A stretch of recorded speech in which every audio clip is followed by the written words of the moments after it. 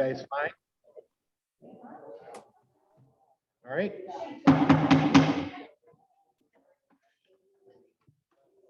It's already the months of summer. Sun is up already. Sun was up at 5:08 this morning, I believe. My cat was up at 5:07. So I got to have someone sit on my chest and purr for 10 minutes. So that started my day off with a nice, warm snuggle. We're going to have an inspiration this morning, and hopefully she is able to give us a wonderful opening as well and give us something to think about for our day and inspire us. Oh my God. Kristen Badgerbach. Yes, Kristen Badgerbach. Yes, I whiffed for just a moment. Do you want me to stand? Yeah, no, please. You have to be on the microphone to be heard. Sure. Hi, everyone out in television land. Okay, how's this? Perfect. In honor of the theme today, what we should be sure that we do in our lives, I think that we should listen to our mothers. I wanted to just tell you a little story about, I asked my mother when she was in her early 90s, what she thought the secret to life was, or the purpose of life. And without losing a beat, she said, it's to have fun, Chris. That's the hardest thing, and that's the thing. And when we were little, she helped us learn this. She told us that we needed to have ambiance, and if we were in a bad mood or were ugly to be around, or as she would say, infecting the atmosphere, she would tell us to vacate the premises until we could put a smile on our face. And I want to honor my mother today and all of our mothers and thank the Lord for our mothers.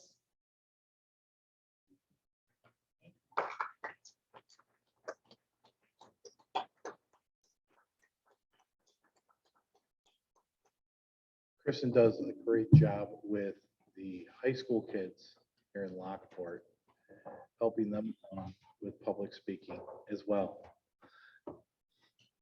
If you could all stand, please, for the Pledge of Allegiance.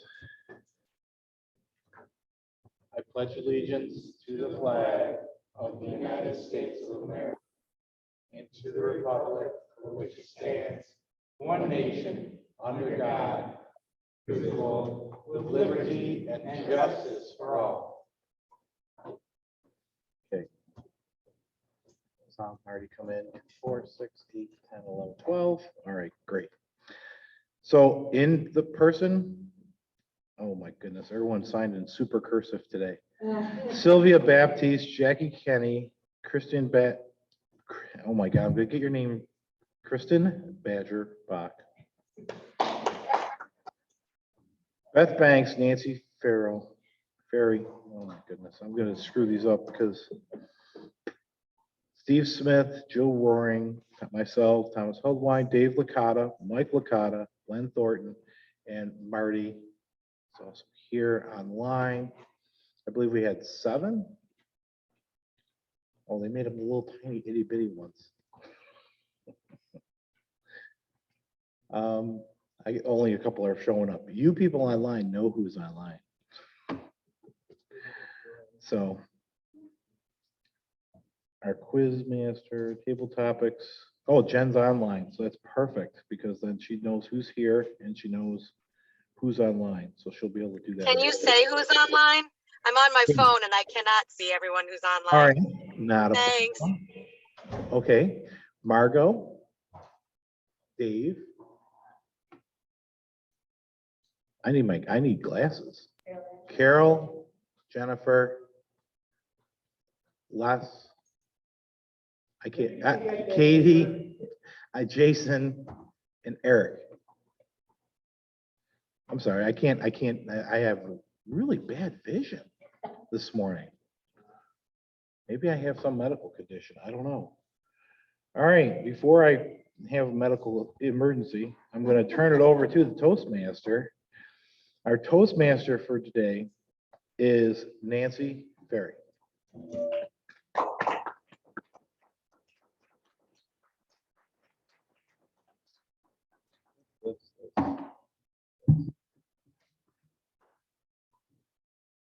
Good morning, fellow Toastmasters. And I didn't see any guests.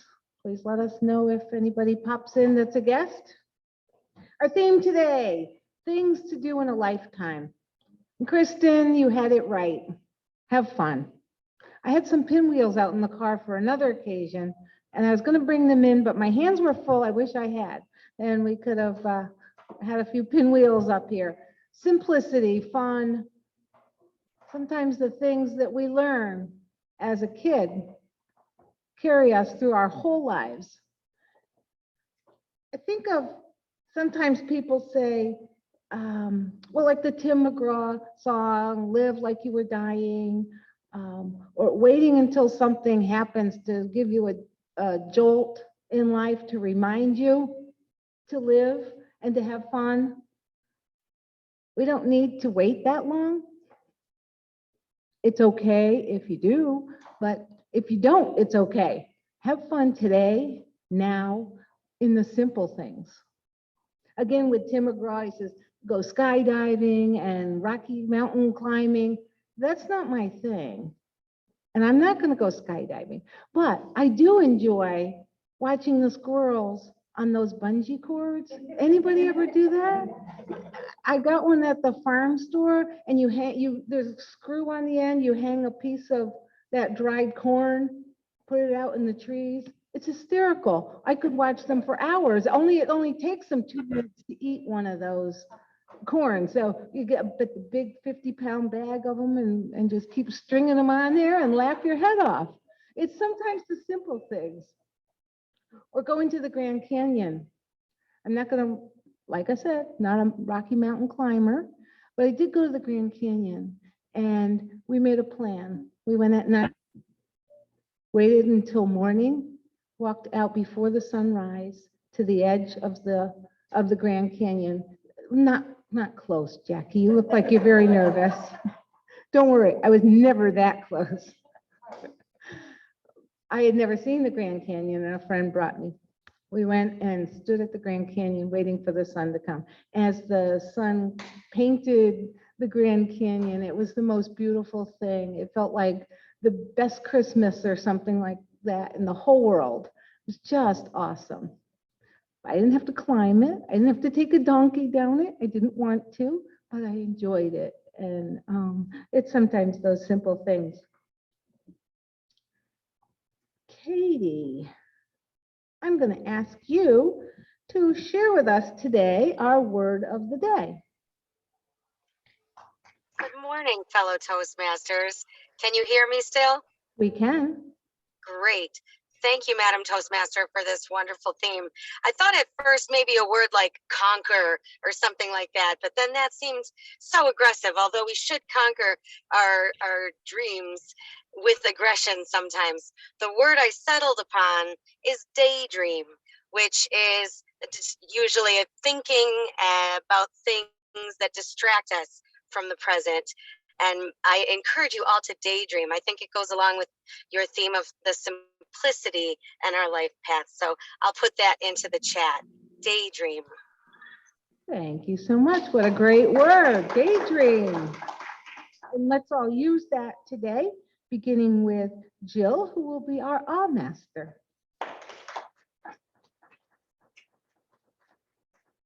Thank you, Nancy.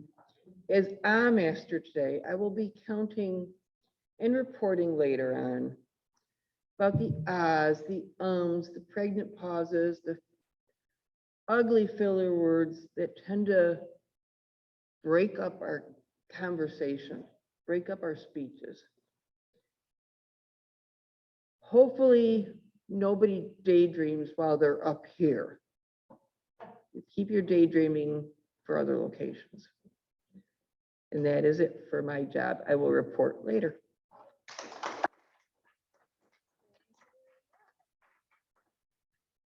Thank you, Jill. And our grammarian today is David Jones. Would you please share with us what your role is and how you're going to daydream today? Thank you, Madam Toastmaster, and good morning, fellow Toastmasters. As grammarian, I will be looking for good usages of the English language, various sentences that stick out in my mind. And if you'd like to daydream, try to be creative with your words. For instance, I don't live in a house, I live in a residence. And that goes back to the Kennedy compound. I always wanted to have a compound. Maybe someday I will. But instead of going upstairs, I go to the upper level of my residence. And when I was in college, we were on the 3rd floor of a 3-story dorm, and we referred to it as the penthouse. So our words create images in our mind about the life we want, and we can always daydream about that. Back to you, Madam Toastmaster. Thank you, David. And following with the theme of David's, I'm going to invite David Licata to come and tell us what his role is today and how he will use the word daydream.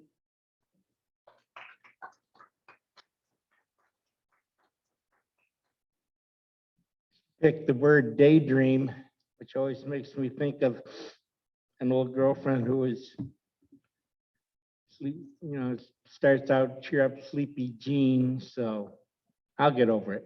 Anyways, I am the quote master. I have 3 quotations. Only one that's written by the unknown, that famous author anonymous. But the first one is from Susan Sontag. I haven't been everywhere, but it's on my list. Second one is been there, done that. I have a bucket list. Dr. Gerald Stevens. And the final one, die with memories, not with dreams. Thank you so much, Madam Toastmaster.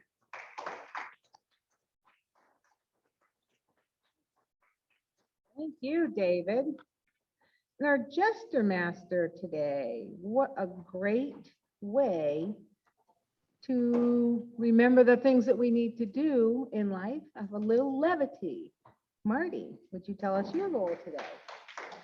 Good morning. Thank you, Madam Toastmaster, fellow Toastmasters, guest Kristen. Nice to see you this morning.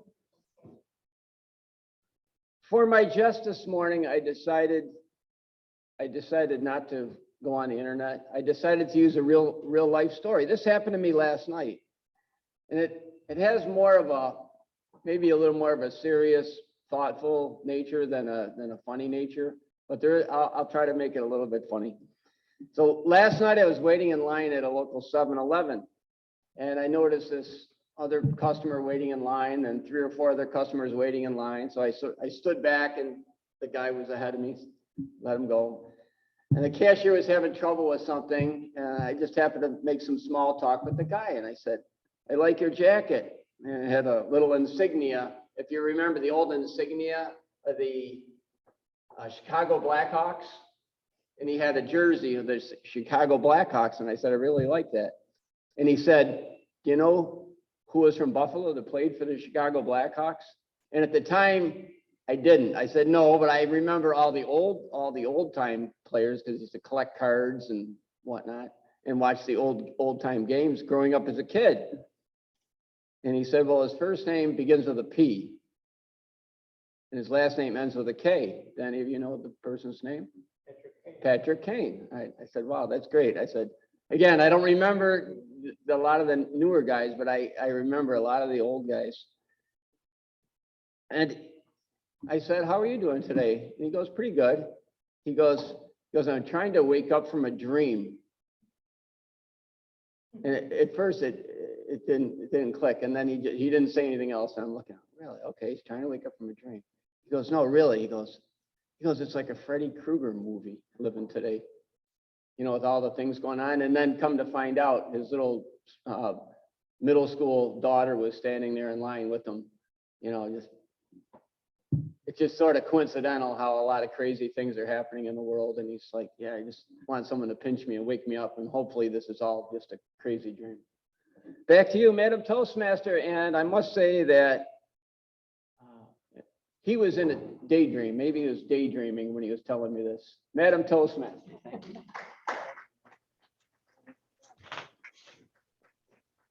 Thank you, Marty. And our timer this morning, who already started us on time very promptly, is Thomas Heldwine. Please tell us how we can daydream with our time. As timer day, I will be recording the times for table topics, the speeches, and the evaluators. The table topics, the green light starts at 1:30, yellow at 1:45, and red at 2. Speeches are normally 7 minutes, so it's green at 5, yellow at 6, red at 7. Evaluators are 2 to 3 minutes, so green at 2, yellow at 2:30, red at 3. I want to say that I daydream a little bit too much most of the time, and I think the most dangerous place I daydream is while I'm driving. Sometimes I just get a thought in my head, and I am literally in the middle of a movie, and I'm just like, thank God that the road is straight, there's not a lot of traffic, because I just completely zoned out. But if you're gonna daydream, I 100% encourage it, except when you're driving. Thank you, Madam Toastmaster.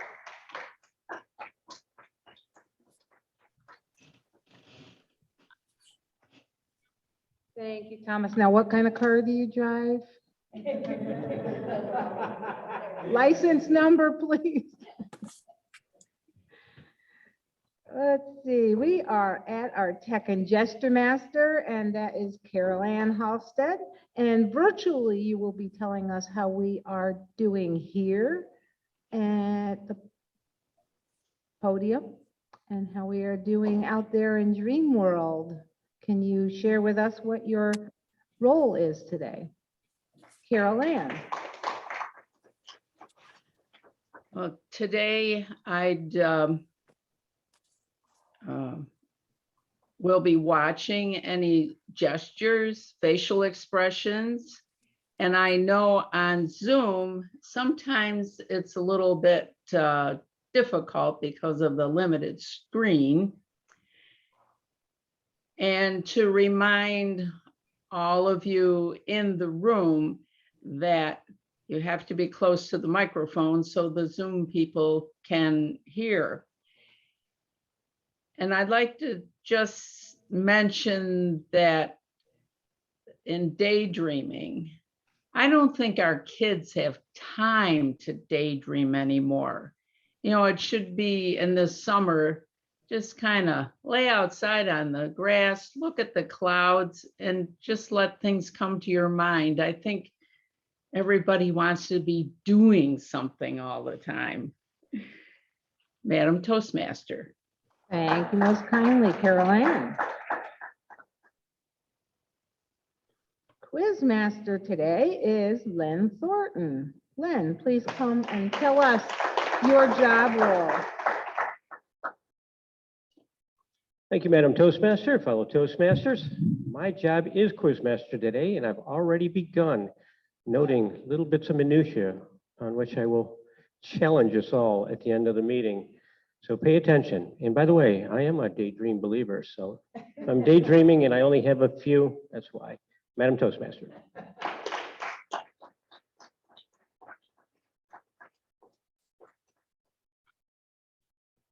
How are we doing, Katie? Okay.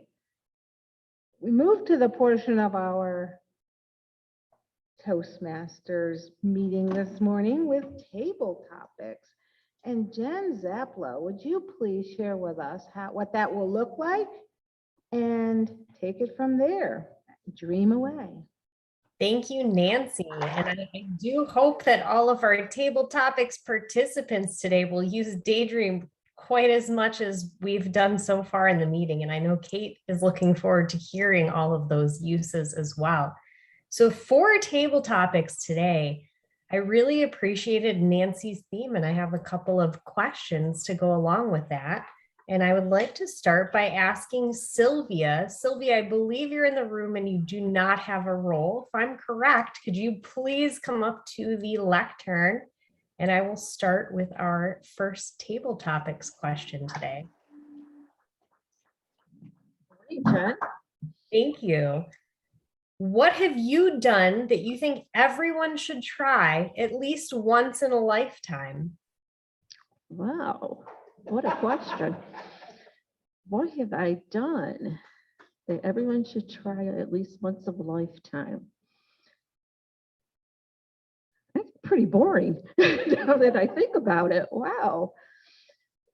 Well, I remember as a kid, and Carol Ann kind of touched on this a little bit, of looking at the clouds. I've always liked spring, except this year my allergies are killing me. Sorry.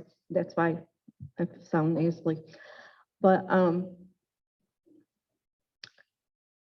I just remembering when she mentioned about the clouds, a couple of us in the neighborhood would lay on the grass and we would look up there and just look at the clouds and think of what they look like, where we were flying to, because there was a plane going overhead. And we would daydream constantly, it seems like, for the first week of being off of school. Then you get into the more swimming and outside activities, bike riding. But what I have done, I think everyone should try, is travel somewhere and spare the moment. Just pick up a book and say, you know what, I want to go to the Grand Canyon, someone used, or I want to go to Vegas, that's my next trip, or I want to go to Florida and have no plan, just pick up and go. And it's usually the best trips and the best memories that you have. And a little bit of daydreaming on the plane and thinking of where we were going to stay, because we didn't make reservations, we've done that. And or had a car rental waiting for us. So it was very spare of the moment. And like I said, I think it was the best vacation, most relaxing, because we didn't care where we were going. And so that picture in the book, I wanted to see it as soon as I got off the plane. Thank you, Table Topics Master. Thank you, Sylvia. Mark Campos, are you also free for table topics this morning? I might, I might be. All right, excellent. Well, now you are. Your table topics question today. So there are lots of once in a lifetime things people might want to try, but tell me about something ordinary that you think everyone should experience. Thank you, Madam Table Topics Master, fellow Toastmasters, good morning. I don't know about something that's ordinary. I think I'll call an audible here. You know, like so many others, I like to daydream about things to put on the bucket list. And I have an app on my phone where I keep all sorts of checklists and things like that. And I actually have an entry called Bucket List where I enter some things in there. And one thing that was on there was I've always wanted to watch a launch from Cape Canaveral in person because I've always been a big space buff. And I had an opportunity to do that. And going back to your earlier question, I think this is something that everyone should experience at least once. We were fortunate enough, we were on vacation, we rented an Airbnb in Cape Canaveral, Florida. We were just a block from the beach. Really great spot. Such a short walk. The whole family was together. And the beach could see Cape Canaveral in the distance. Also the port of Canaveral, which was cool. You could see the cruise ships coming and going and things like that. But as fate would have it, there was a SpaceX launch scheduled for that particular week. We were leaving really early on Saturday morning. Had to get up at like 3:30 in the morning. The launch was the night before on Friday night at 9:30, or scheduled for 9:30, but was postponed twice. And I kept setting my alarm, shortening my amount of sleep so that I could go down and watch it. But about 12:40 a.m., the launch took place, and it is spectacular at night with some cloud cover. How the sky lit up, it was so bright, and then even more impressive because you see the light before you hear the sound, how many seconds later you hear and feel the rumble. So fellow Toastmasters, if you ever have an opportunity to do that, I would highly recommend it. It is quite an experience. Madam Table Topics Master. Thank you, Mark. And for our final table topics contestant today, Jackie Kenny, I believe you are in the room and free. If so, could you also please come up to the lectern? I do have a third question ready for table topics today. I'm here. All right, excellent. So there are many, many ways to have some different experiences. So if you had to pick between traveling, tasting, adventuring, and experiencing the world, which would you like to do most and why? Thank you, Madam Table Topics Master. Definitely traveling. And you can travel in many different ways. You can daydream yourself off to a foreign country and enjoy all kinds of things in that way. You can experience travel when you're reading a book and you find yourself in the midst of some exotic locale. I think travel is an amazing gift you give yourself. You can become part of a new experience, a new way of life, and it gives you a sense of looking at things from a different perspective. I have daydreamed myself into a lot of different places, but actually going someplace different, like spending time in Dublin or on the Italian countryside, it's just unbelievable to give yourself that gift. And I think everyone should try at least once in their life to become part of something exotic to your own way of living and maybe make a daydream come true. Thank you, Madam Table Topics Master. Thank you, Jackie. Now, hopefully we were all very engaged by our table topics contestant and there has been no daydreaming in the meantime, but I would like to call for a word master's report and see how did our table topics contestants do today. Thank you, Madam Table Topics Master. All three table topics contestants used the word of the day. Sylvia twice, Mark once, Jackie at least twice, but I was kicked off because of my tech at this end.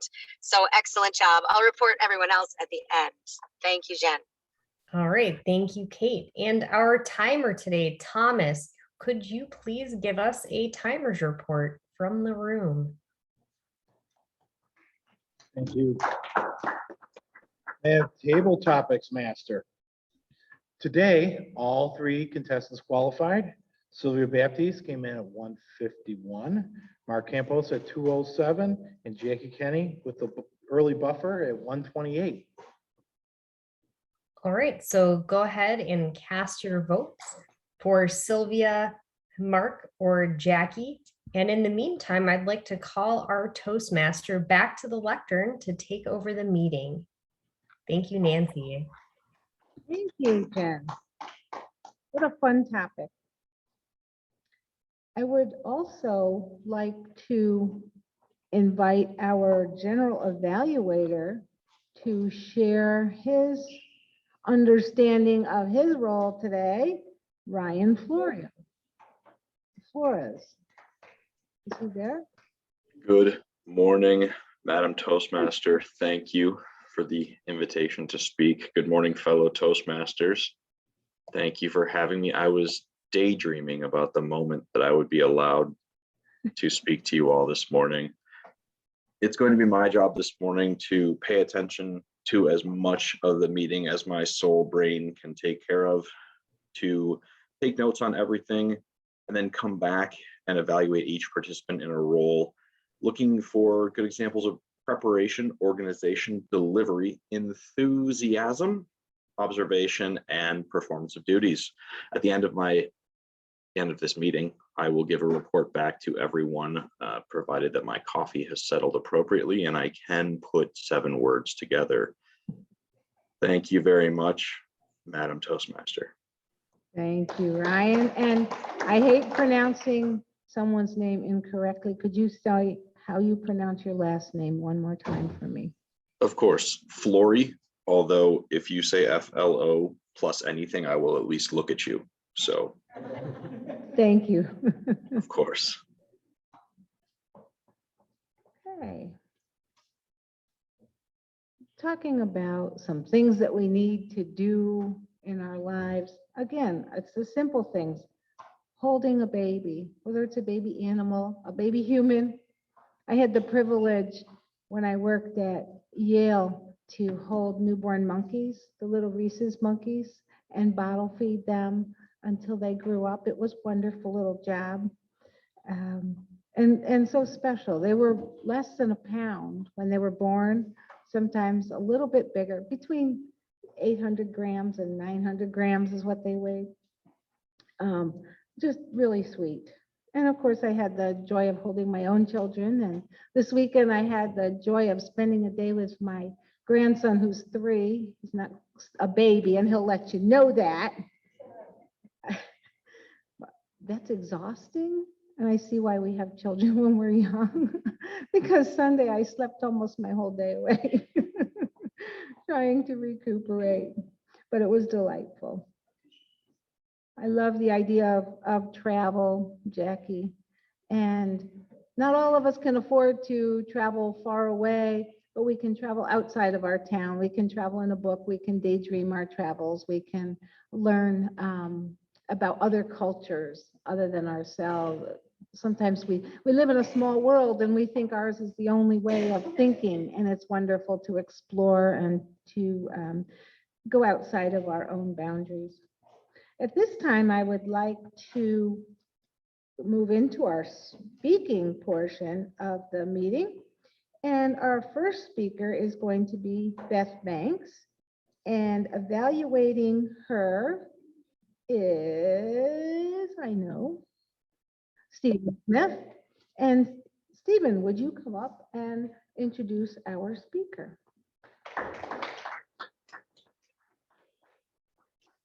Thank you.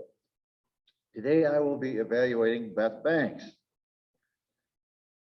And Beth's purpose today is to practice using a story within a speech or giving a speech that is the story. Now our time is 5 to 7 minutes. And do you have the title, Madam Toastmaster? I do indeed. Okay.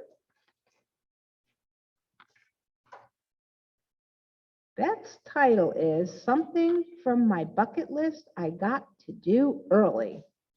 And that's the way to do it, I say, early. Beth Banks.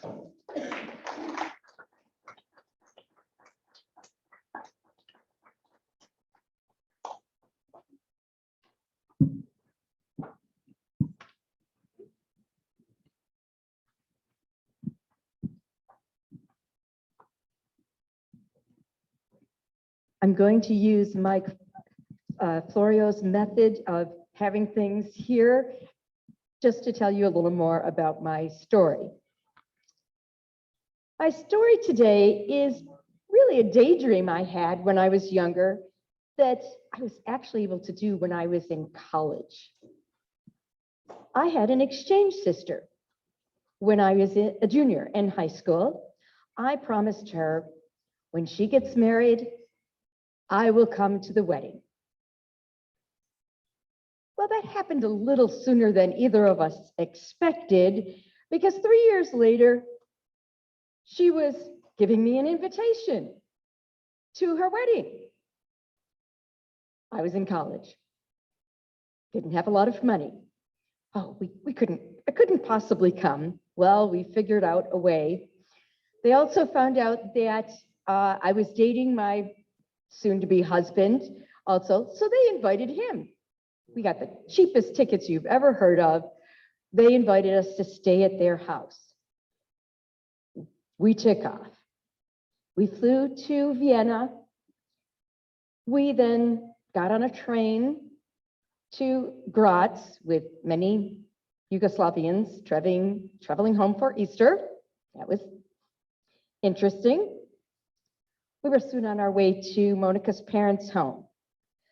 I'm pretty sure some of her siblings had to sleep with neighbors while we were there because it wasn't a huge home, and Monica is one of 6.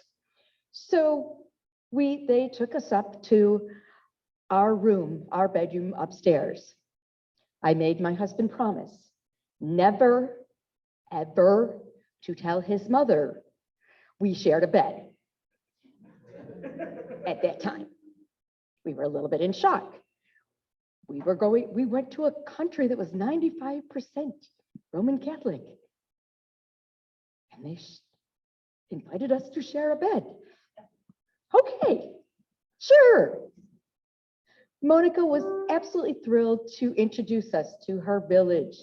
She found out that my husband was taking many business classes, so she decided to introduce us to several manufacturing places while we were there. He took many pictures of that. He probably took more pictures of that than the actual wedding. She took us to a shoe factory. I got a bright orange pair of ice skates. They might still be in my basement somewhere. Please don't ask me to find them. I may have a hard time with that. We learned so many traditional wedding and Easter customs while we were over there because they really did a traditional Austrian wedding.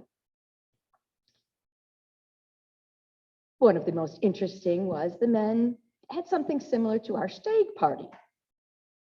But the stag in question was chained to a ball and chain. He had to carry the ball around the entire evening as they went pub crawling. That was a little bit interesting. They apparently had a good time because as my husband came home at 3 o'clock in the morning to say, I got so sick. So he didn't understand everything, but he went. On the wedding day, it was amazing, the traditions. The entire neighborhood and family gathered at Monica's home, all traditional costumes. It was beautiful.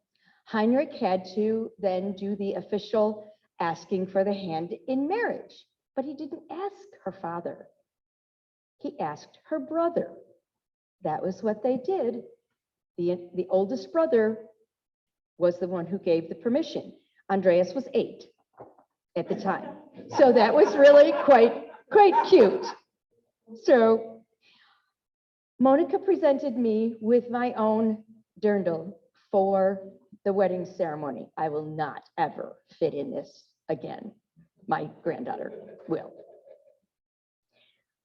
After we received permission, the entire entourage then drove into the little village to the village city hall. In Austria, you have to get married in a civil ceremony. So we did all crammed into this room, civil ceremony. If you choose, which most did, because like I said, it was 95% Catholic, you also could go to the village cathedral and get married there. Magnificent. It was a 1,300-year-old church. I spent, I think, most of the time.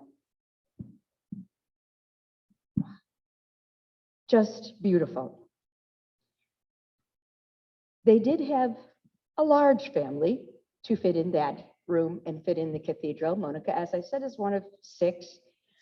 Heinrich is one of 17. There were a lot of people there, a lot. After the beautiful ceremony there, we all drove to a guest house large enough to accommodate that, and the day truly began.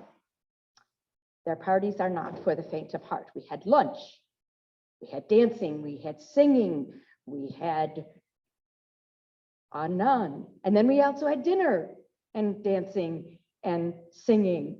I learned how to do their version of waltz, which is really fast, I will tell you.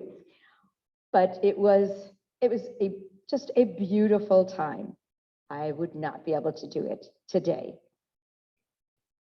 As the family sang, I wished I had understood the Austrian language. They will tell you it is not German, it is Austrian. I don't know either one. So that part of it was just absolutely beautiful. And we were both so thankful that we got to go. We did that item on our bucket list when we were 20 and 21. So that daydream was accomplished. Thank you, Madam Toastmaster. Thank you, Beth, for traveling, taking us on a journey. We're not going to move the podium for our next speaker. I'm sorry, we changed things around a little bit, and Tracy is going to be our second speaker. Introducing her and telling us a little bit about her speech will be Les Robinson.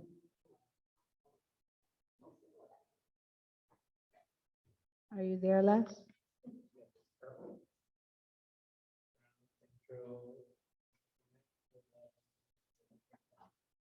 All right.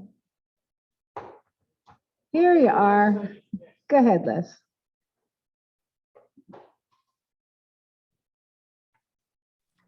Okay, can everybody hear me? You can. Okay, my thing's whatever. Okay, Tracy is doing level 3 out of Dramatic Leadership Manual. Her topic is I Choose Joy. Her time is 5 to 7 minutes. Thank you, Les. Thank Now, you. Tracy Farrell.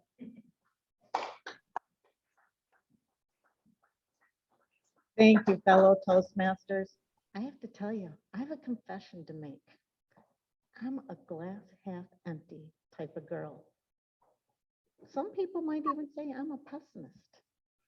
Yes, it's true. I kind of think of it as this is how I cope. I don't do well with the unknown. So my coping mechanism is to be prepared for anything.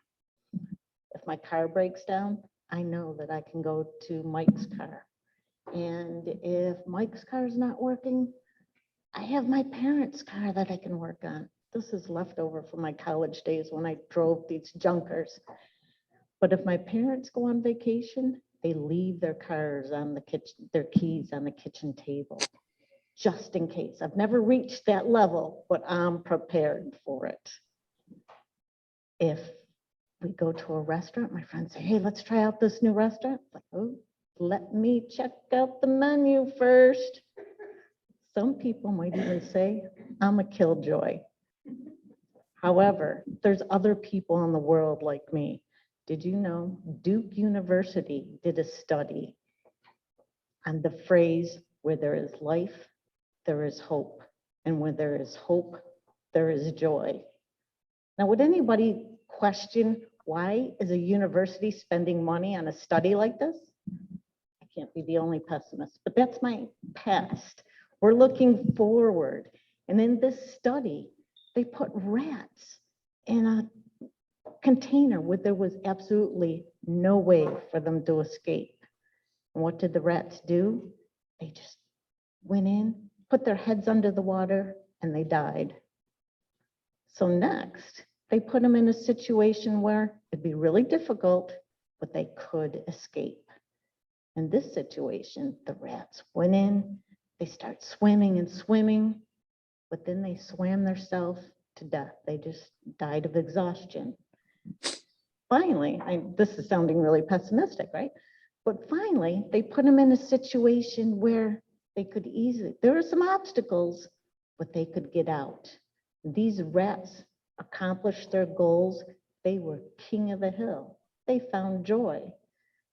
At that point, Duke University confirmed their thought, where there's life, there's hope, and where there's hope, there's joy. So in my project, this is an elective project, and I had to journal for 2 weeks, things that I was grateful for. And my old pessimistic self was saying, this is the dumbest project in the world. But I went through it. And at first I started off with the really big things like, yeah, I'm really happy I have a home. Yeah, I have a job to pay for that home. Yep, I didn't get fired this week. Yay me. But then things started changing. I went on and I was looking at the smaller things. And last year, I've told you all about the money pit. Well, last year, a friend of mine gave me a lot of ferns and plants to plant along. And I thought I killed them last year. But this year, the spring, they came up and they're multiplying and they're looking really, really good. My neighbor even came over and said, wow, it's starting to look nice over here. I kind of found some hope in what I thought was a hopeless situation. And this past weekend over Memorial Day, when everybody was planting, I was planting my garden too. And I'm not a gardener. And I can tell you last year, it was way overgrown. I planted everything too close and they were kind of drowning each other out. This year, I learned. I planted everything really nice. There's marigolds in there. It's really looking kind of pretty. There's different heights in there. And as I was looking back, it's like, oh, I can see the horizon. I could put a little pathway here. There's a trellis I can do. It's going to go on down the side with flowering plants. I found hope in what I thought was a hopeless backyard. And that brought me joy. So, confirms where there's hopeless situations, you can find hope. And when there's hope, there's joy. And this year, I'm choosing joy. Thank you, Mr. Toastmaster. Madam Toastmaster. Thank you, Tracy. I've been called worse.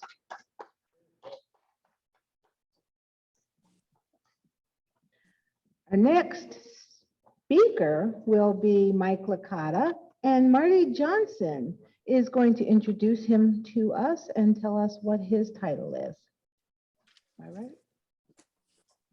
Thank you, Madam Toastmaster.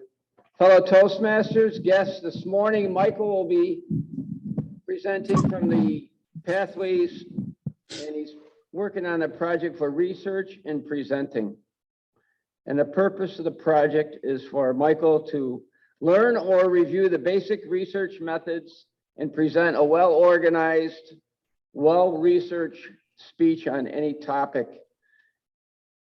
Mr. Timer, 5 to 7 minutes.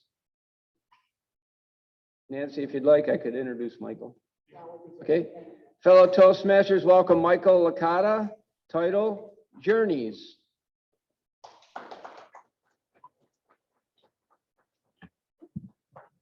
Thank you, Marty. Good morning, fellow Toastmasters and our guests this morning. The germination of this speech actually came from today's theme and Mark's theme from last week or a couple weeks ago, I'm not sure. And I decided to talk about journeys. And my particularly favorite journey is the fact that I am not an organizer. So when it comes to vacations and certain journeys, I trust other people to plan things for me. So when I go on my baseball trips, my friend Chris, who does the organization and planning, doesn't have to work that hard to sell me because he's smart enough and he does his research enough to know that he can make me happy and he can even make me uncomfortable at some points on these baseball trips, because if you know what I do, I'm not a fan of heights. So when we went to Chicago and he wanted to take me to Willits Tower, I quickly put a stop to that and it did not work. So it was one of those experiences where I stopped it, but he quickly realized to mess with me a little bit. He just likes to put me in uncomfortable situations, and that reared its head about 3 years later when we went to San Francisco on a baseball trip, and we were in the upper decks in San Francisco, which is the fun wind of everything. And it entertains me. It entertained Chris because I sat in my seat and didn't move for the entire 9 innings of the baseball game.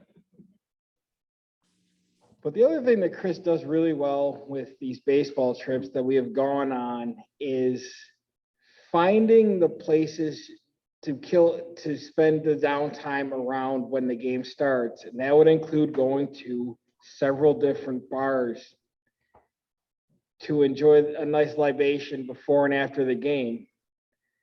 And I do have to say that I've been to some of the best baseball bars in the Northeast, in the San Francisco and Oakland, have some really great baseball bars and things like that. But probably the best bar, unfortunately, that is closed is actually Foley's in New York City, which isn't actually near either ballpark. It's in Manhattan, but it had one of the most impressive displays of baseball memorabilia that I've ever seen. And unfortunately, because of the pandemic, they lost the bar because of the rent going up so high. But I have been to the Cask and Flagon, Murphy, which is in Boston, Murphy's Bleachers, and the Cubby Bear on the north side of Chicago. I have been to the Winking Lizard in Cleveland, Stan Sports Bar, which is actually across from the old Yankee Stadium. I have tried Skyline Chili in Cincinnati, and I have daydreamed about going back to Philly Live in Pennsylvania, because some of the best experiences when it comes to vacations and baseball trips isn't exactly the game, because baseball can get mired down in the minutia and it can be quite average sometimes. So the best experiences, the most memorable experiences from the trips definitely have been the libations at the pre and post game of the experience. Now, one of my favorite places to go to, because it's also the closest, and I've gone and I highly recommend it to everybody. If you ever given the opportunity to go to Steam Whistle Brewing at the old Roundhouse in Toronto, it's always a good time. They make a really, really good Pilsner. And if you plan ahead enough, you can get a brewery tour, which I actually have done twice, and I highly recommend it, because you learn a lot about the process. Everything gets made there, and you get a free beer.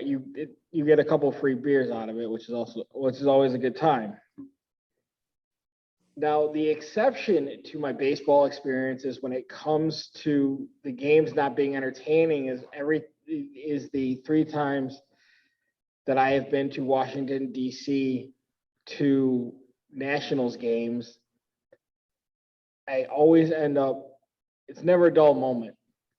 And I have to give Chris credit, because the last time him and I decided to go, he looked at me and said, well, we're going to pay more to stay at a hotel that is closer to the ballpark, because in DC, they've done a lot of what a lot of franchises have been planning to do, which is build these entertainment districts as a center around the ballparks. And along with these entertainment districts, the nicer hotels went up.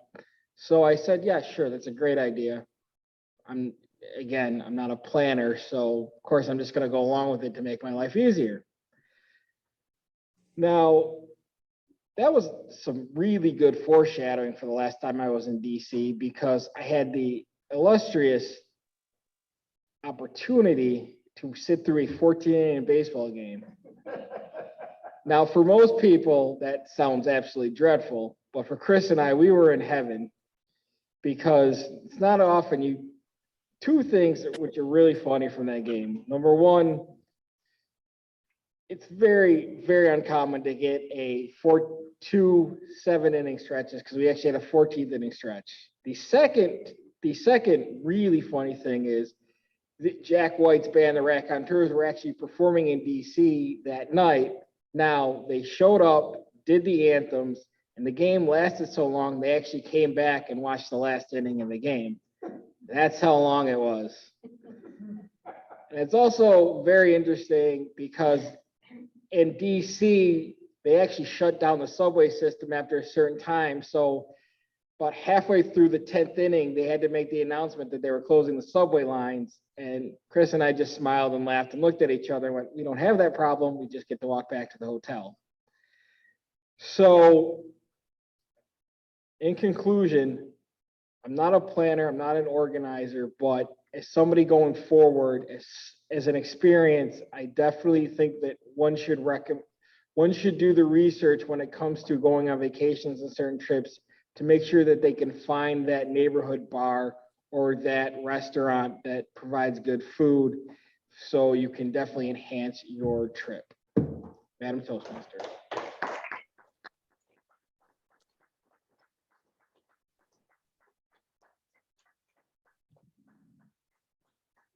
Thank you, Mike.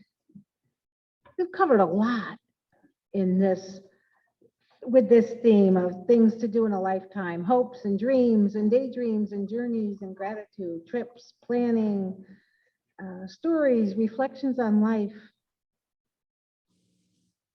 sleeping under the stars.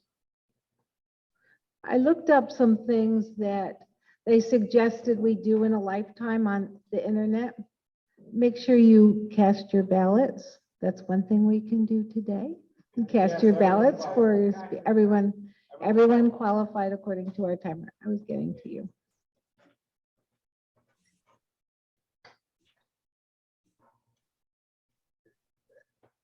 So I was looking up some things and it suggested,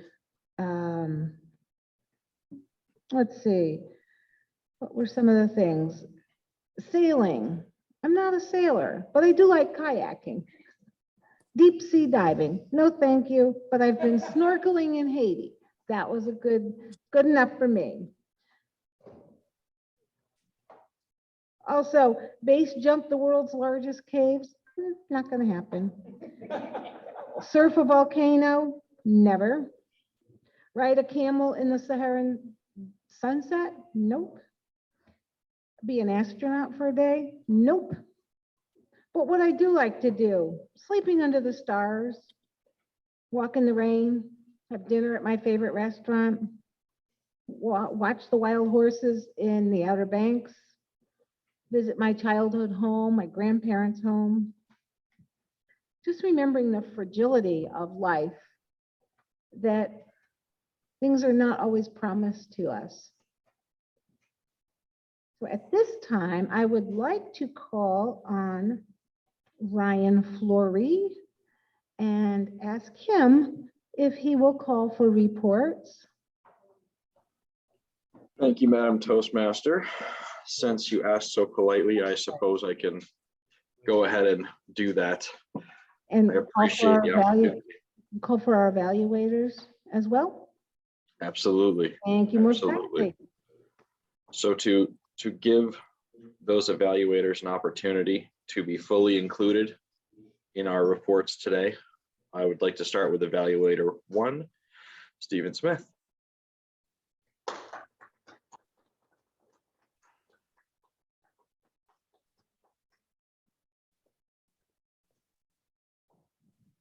Thank you. Fellow Toastmasters, especially Beth.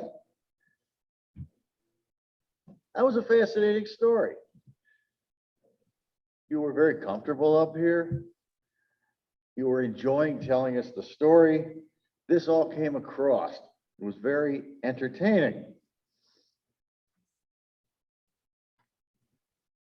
You had to tell us either a story or a speech about a story. In your case, this speech was the story. You did a great job telling this. It was rich. It was full of details. You told us about traditions and what you understood of some of these traditions and what you didn't. And some of the interesting traditions, you brought a little humor in there, where the tradition was to ask the oldest brother for permission to marry. And it turns out he was 8. So, okay, that makes, he keeps everything fun. And 1,300-year-old church. That's the type of rich detail I was talking about. And then you finally got around to tell us you were 20 and 21 at the time. That really put it in perspective. I don't think I remember that far back. Now, it was interesting, right off the bat, I was getting my stuff ready, and I look up, you had the lectern back, and you pulled up this cart. That's great, and then you came out with a handheld mic. But in effect, the cart became a substitute lectern. Now, because of my placement there, I really couldn't see the cart, I was looking through the monitor. That was like just me, everybody else could probably see very nicely what you had. But that was my first spot to improve. I think it might have been better if you'd used the headset instead of that handheld mic. It would have freed you up a little more. Oh, it's not working. Never mind. Okay, that's a good reason not to use it. Oh, but it would have helped had it been working. And I noticed you were looking down a lot. Now, I don't know if that's because you had notes you were referring to. I do that a lot, and I try not to be obvious about it, but it's hard not to when you're looking down at your notes. You try to keep that to a minimum. You try to address the camera and the rest of the audience, and it's tough. And to keep all that straight in your head. No, I got to be paying attention to that, to you, and everybody else, and remember what it is I'm trying to say. So I get it. It can be challenging, but you did a very good job of it. I thought you gave us a very excellent speech. It was entertaining. I enjoyed watching you up here. And you had very good pacing of the whole thing. It had a nice flow to it. It came around. It was a full, complete story. And other than those few minor things that I mentioned, I thought you did an excellent job up here today, and I thank you for sharing that all with us. Mr. General Evaluator.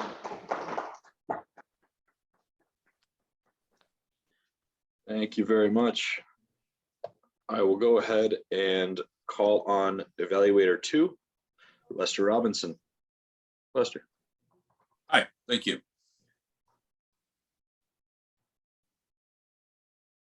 Can you guys hear me? Yeah. Okay. Alrighty. Basically, Tracy did a great job on her speech. One thing I liked about it is how she opened it up and she kept building the momentum of the story. And she talked about being prepared, and you visualize yourself. As I remember the junk cars that I drove, you always had your backup car and a backup car, and you could visualize that and the keys and prepared. That's what I really enjoyed about her speech, is it brought in the visualization, almost you could say daydreaming, of as she talked, you could visualize it in your head. And I really enjoyed that. Also, what I liked about what Tracy talked about was when she talked about how she really didn't want to do this, and how she had a journal and how it grew every day.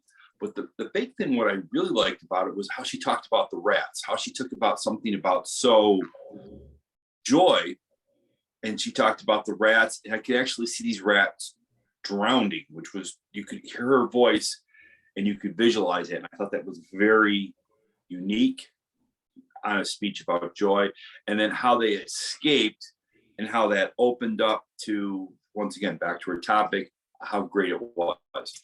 And then she transferred over to her garden and talked about how last year she built it. You could see her, I could see her out there planning everything and her neighbors coming over. And this year, with her sitting back and deciding, I can see Tracy preparing, going, how do I make this garden look better? Do I put the plants in? Do I put a little walkway in? And once again, I could visualize her speech in my head, what she was trying to do. And that's what I liked about it. It showed the joy, it showed the excitement, everything that she talked about, it was building, and it just made that speech that much more effective. The only thing I would have done is basically taken a picture of this garden, because I kept visualizing this in my head over and over and over. But that was the only down thing, is because I wanted to see what the garden looked like. Maybe she'll make that another speech. I don't know. But once again, she came back, she built the speech up. She took it in this direction that nobody really knew what was going on.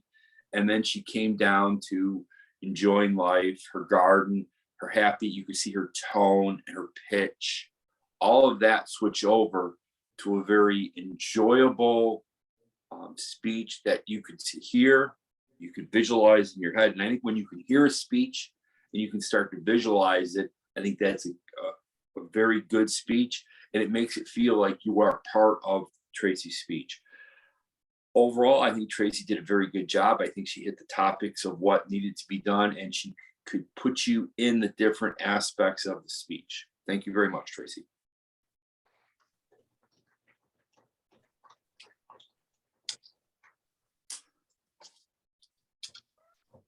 Thank you. Thank you, Lester. Appreciate that. We're going to move on now to evaluator 3, Marty Johnson. Marty, take it away. Thank you, Ryan, fellow Toastmasters, and especially Mike. Mike, you excelled at the knowledge of the game today. Many of us here have heard some wonderful stories of growing up, going on trips with family and friends, of your life's love, baseball. And you took us there today. You used descriptive language. I could almost picture, actually, I could picture myself a couple times with you on your journey. You used humor. You used the word of the day. Kudos to you. In the body of the speech, you accomplished one of your goals, which was to present a well-researched, a well-organized speech. And you did that using descriptive language. And you gave us examples of where you would spend downtime.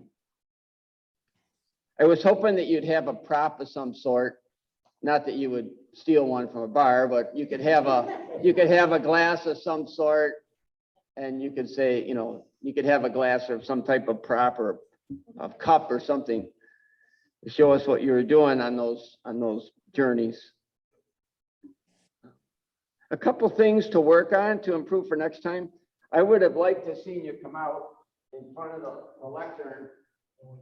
And then the second thing is you can use more eye contact. It seems you were focusing on the middle of the room versus focusing on someone to the left, Sylvia, someone in the center, Steve Smith, someone on the right, your dad. And you could tell us about a story when you're at a ball game with your dad. And I thought that would enhance the speech, number one, with the eye contact and moving out in front of the lectern. And then I would have either liked to hear you cite sources used, because that was one of the requirements it said that I was supposed to grade you on. Note sources used, or note that they're available upon request. A lot of times when people do research, they forget to notice that, and it's important. It adds to credibility. Mike, therefore, for your next project to challenge yourself, I would like to see you working on eye contact on different portions of the room, number one. Number two, use hand gestures in a different manner. A few times I noticed your hands were knotted up. And instead of that, when you're talking about the journey, instead of having your hands like this, talk about the journey, you could say when we were deciding on places to go, and you could move places to go like that. And then the other part, you said in conclusion, you talked about going forward. You could say, well, going forward, this is this. Move forward and use your hand in that movement, going forward. So just to reiterate your point in that regard. Mike, I enjoyed your speech. I'm looking forward to your next journey. Mr. General Evaluator, back to you. Thank you, Marty. Thank you to all the participants today. I am going to go through my general evaluation of the evaluators before I call for reports, in order to give them plenty of time to make tick marks next to my name. And so as I begin to go through the evaluation of the evaluators and the meeting overall, I want to once again say thank you to Nancy for being the Toastmaster. Thank you for the table topics, Jen Zapla, and thank you to our speakers and evaluators today. You guys are what makes the meeting.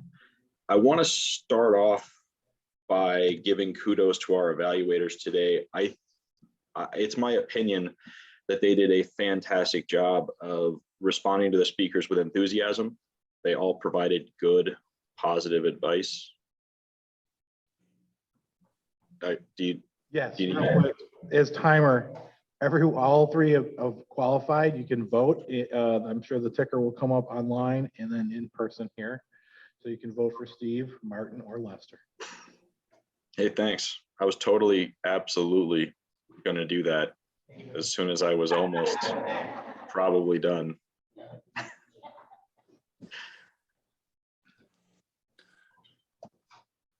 All right, take the moment to cast your ballots.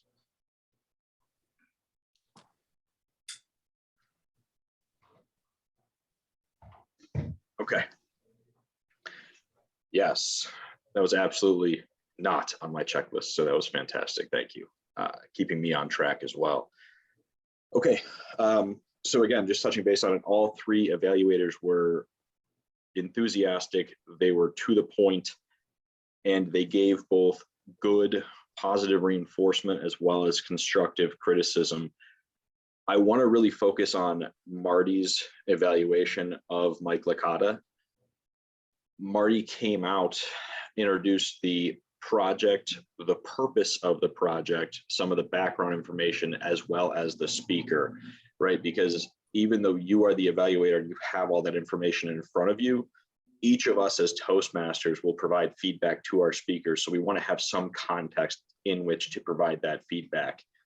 So Marty, just wanted to call you out for a good job and a kudos on that. All of our evaluators stuck in time. Thanks for that. So I want to touch base on the things that we can improve on as evaluators, which again is not only understanding the speech and the goals, but make sure that we are focusing more on that constructive criticism piece, because I think we all really love the bread in our sandwich, but the meat is what makes our next speech just a little bit better. So while we would all love to have that inflated ego at the end of our 5 to 7 minute moment, let's go ahead and start to pick up on things that we can really get them to build towards that next speech. As far as the meeting itself, the meeting was started on time. Everyone had a role and knew their role. The meeting's theme was fantastic, and I will say that it's fun to notice as a Toastmaster that the theme drives the speeches and the theme drives the table topics. And when we have a theme that's this uplifting, I mean, things to do in a lifetime, right? It really gets us to think about not only the things we've already done that were momentous for us, but the things that we have planned or that are on that bucket list or goal sheet for us to do in the future. All of the speeches today, the speakers were happy, enthusiastic. They were fondly remembering things. It was just a lighthearted meeting and a great way to start a Thursday, in my opinion. So what I'm going to do now is I'm going to go ahead and start calling on reports before I get too many of those little tick boxes next to my name. I will start off with the grammarian. David. Oh, thank you, Mr. General Evaluator. Heard a few interesting things. We started with Nancy, our Toastmaster today. She said squirrels on a bungee cord. I've never heard of such a thing, but that definitely got my attention to start the meeting off. Sylvia said something, and she said it twice because I wasn't sure I actually heard her, but she repeated it, and she said spare of the moment. I think she meant spur of the moment. And then, of course, Mark Campos went to a magical beach in Florida because evidently the beach could see Cape Canaveral. I think he meant the beach had a view of Cape Canaveral. And then a few weeks ago, I was corrected on the use of podium versus lectern. And our Toastmaster, Nancy, again called it a podium today. And it is a lectern, and I have lectured people about it here in Charlotte, that it is a lectern and not a podium. And finally, Mike said illustrious opportunity. I think it was sarcasm, but it was just a nice little phrase that came out. And although it might be an master thing for Jill, what I do like about Mike is when we use the word so, we usually just say so as a filler word, but Mike owns so. He says so, and I appreciate it. If you're going to use it, own it. Back to Mr. General Evaluator. Thank you, thank you, thank you. I will go from the grammarian to our tech and gesture master, Carol.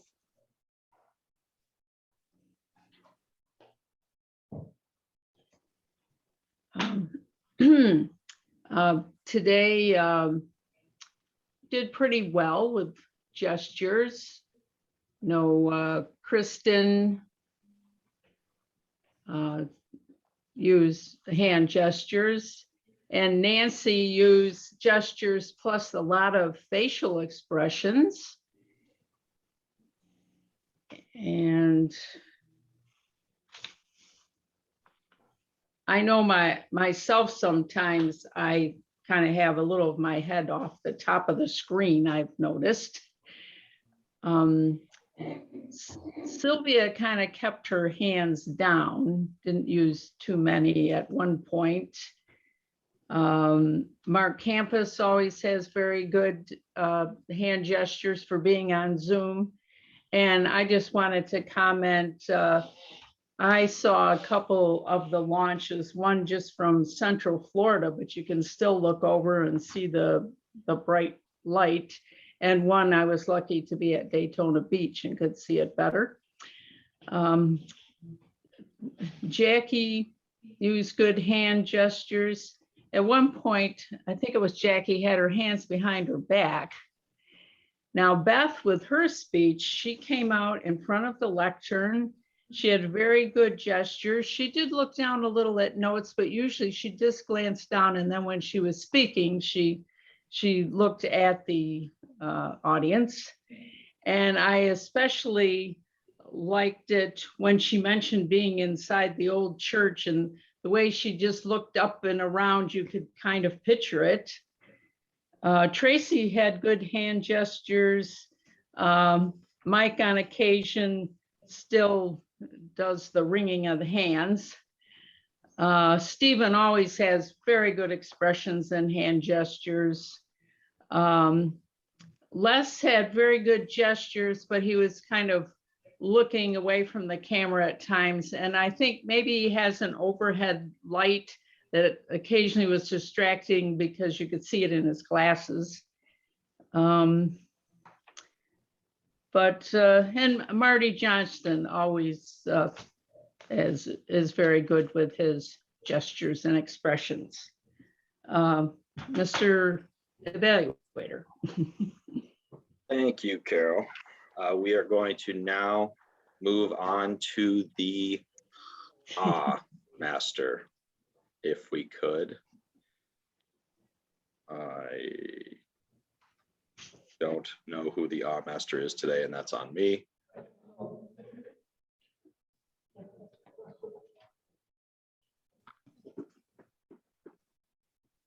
Thank you, Ryan. Jill, thank you. Yes, how about introducing our guest there? On your lap there, Ryan. So this is Isabel.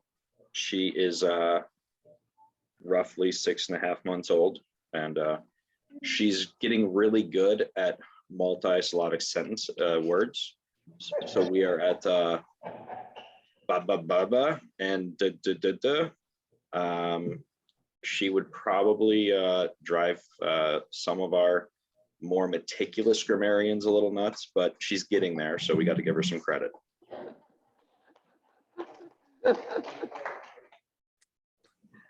Well, welcome to our newest Toastmaster.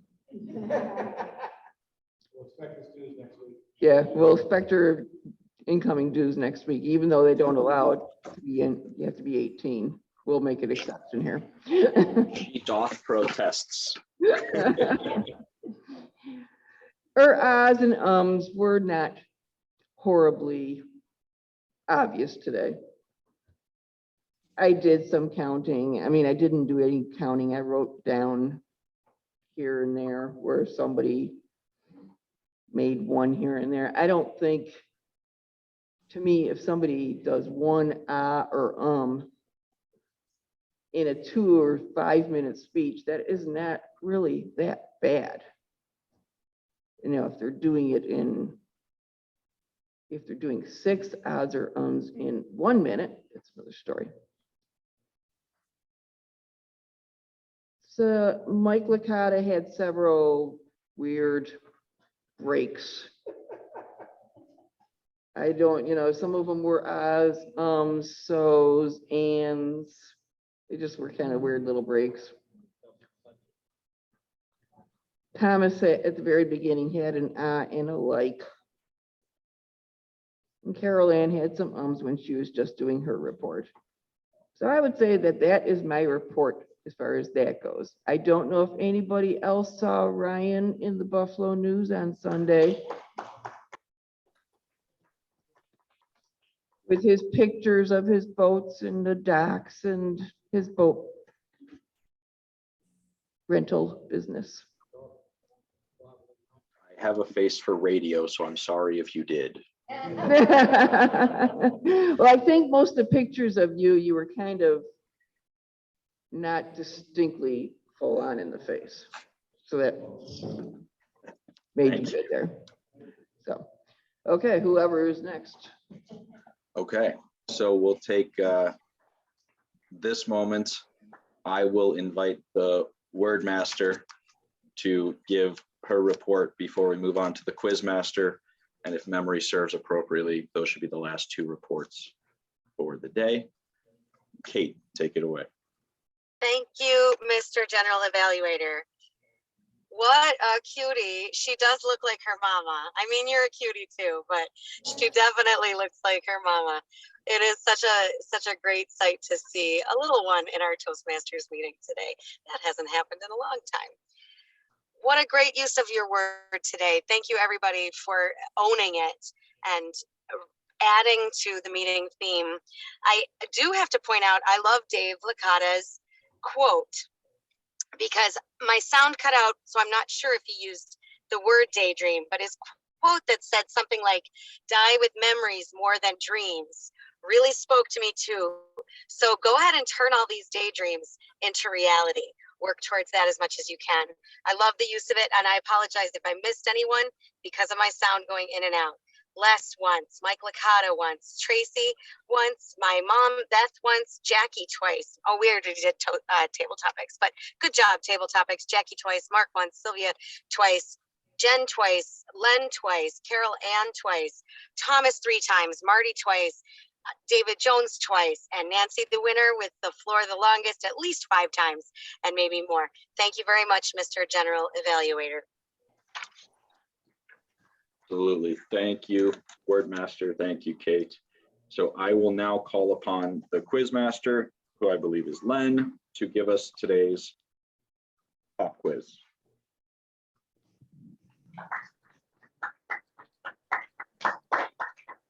Thank you, Mr. General Evaluator.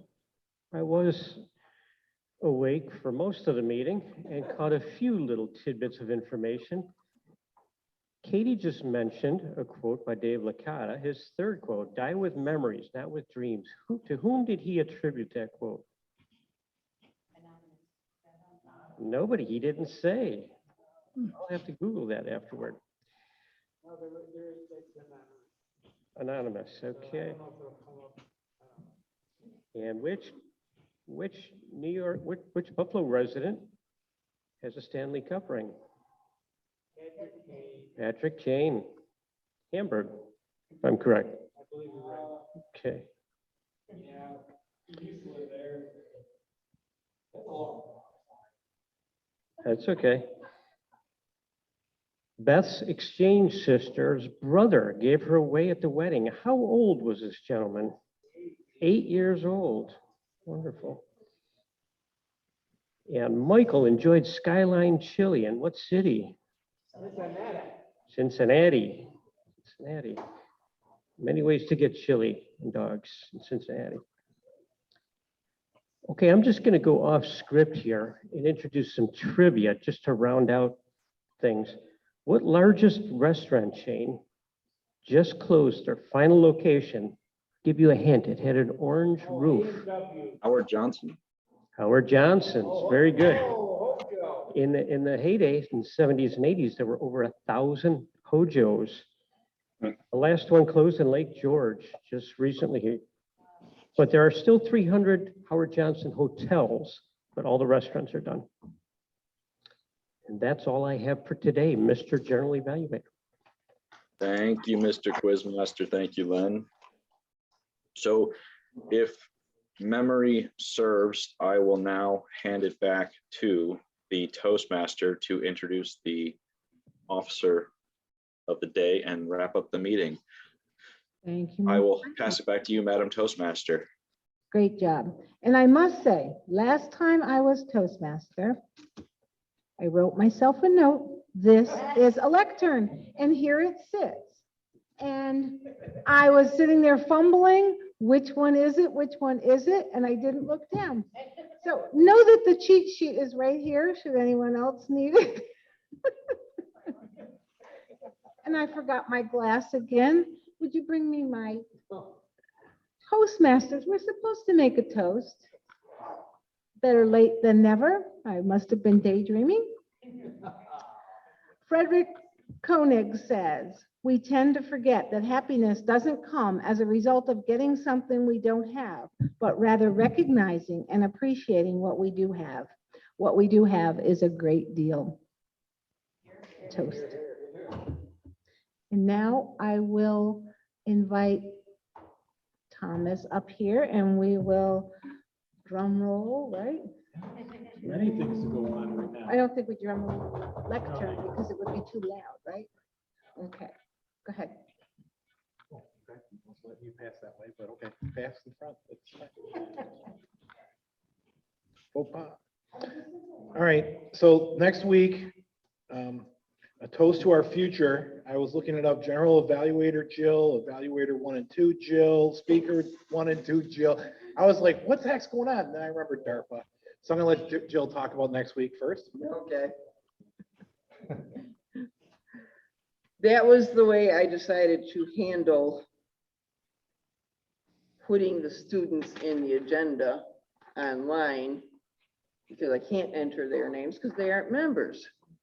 So if I put myself under, hang on, Marty. Well, Marty, yes. So I just put my own name down, and if my own name is in there, then we know it's one of the students doing the job. They only have a 40-minute meeting. So there's a few things that they don't do.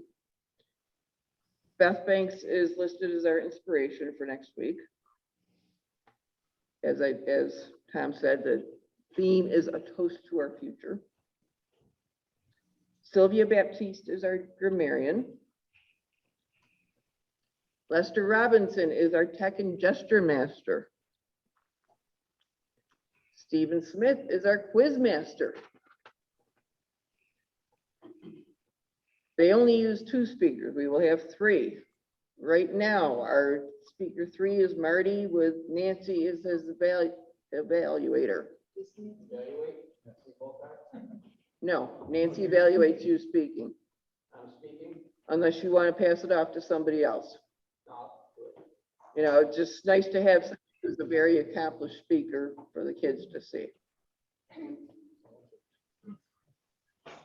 We, as I stated a couple weeks ago, let's try and remember our name tags. If you have them yourself, we will get the box out, make sure that they are out. So let's work our name tags if at all possible. The students will be bringing, or the teacher, they'll be bringing us some donuts or pastries or something. That. And there are, to my knowledge, 15 between the students and the teacher. So we are definitely going to need more tables and chairs set up than normal. I'm not sure how we're going to do it, but that is going to be necessary. I think that's all I have. So if those people that I did mention could confirm, and I will make up a regular written agenda for us to follow here at the meeting. All right, thank you, Jill. Thank you. Marty Johnson had something he wanted to say quickly. Thank you, Mr. President. And I know we're out of time, so in 15 seconds, all I want to say is look at the person next to you, congratulate them. Look at the person behind you, congratulate them. I'm looking at Thomas, congratulations, and congratulate Len and Larry. The club, some of you may well know, achieved the highest award you can in Toastmasters as a club in the Distinguished Club Program and reached all of its goals this year. We are a select distinguished club. And I just submitted the report and I put in any suggestions for improvement, which were very minimal for the club. And that's all I have to say about that. Thank you. Thank you very much, Marty. We are out of time, but I want to, if you can stick around for the announcement of the winners. Our table topics winner was Mark Campos. Congratulations, Mark.